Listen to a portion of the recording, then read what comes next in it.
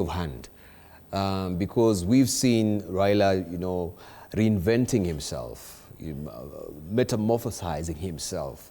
Whenever you think like, oh, he's really lost the plot, he comes up, renewed, strengthened.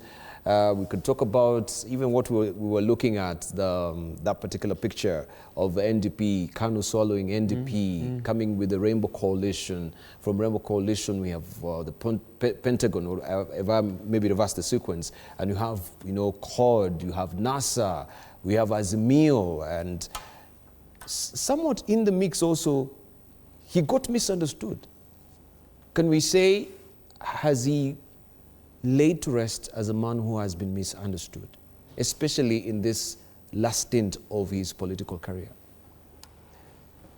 Tibal, to answer that question, I need to put things into context, and it's very timely because I was actually taking down some notes.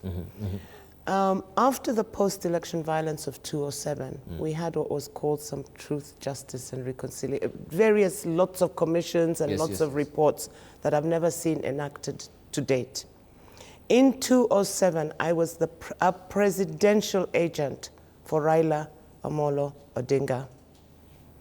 I was at Nyayo Stadium, which was the IEBC of then headquarters, and we were waiting to ferry the ballot boxes to the various stations for his constituency, which was Kibra, extension of Langata, whatever. There was such a delay, and the first fright at dawn is when they were called Taliban boys those days, because they marched in, Wapi Kura Yamze, and you have the APs and you have everyone and panic, and the APs are armed, with semi-automatic, and I was terrified what's going to happen. Anyway, to cut a long story short, it is the Taliban boys who are now lifting the ballot boxes and putting them in the NYS buses. I am sitting there and I'm wearing a, jeans, a blanketi, those Masai Samburu blanketis. And then Raila, somebody's talking to Raila on the phone, and they said, there's one of your people here on the bus. So, no, the bus driver is the one talking to Raila. He was directly communicating with them. And he said, but one of your people is here. So he said, Jennifer, what are you doing there? I said, no, don't worry, because he was now concerned for me. I said, don't worry, everything's under control, and we're getting to the station. I had all my notes. I was one of, observing all the various streams at the polling station. I then go home, as we're waiting for the tallying and the counting and whatever, which was being done at KICC, 207. I get a call. I can't name who these people were, but the person who called me is now deceased. And that person said to me, they're beginning to change the results. Raila was leading. Anyway, the rest is history. We saw a swearing in at State House, and both people, but the president under the cover of darkness, and Raila are not alive today.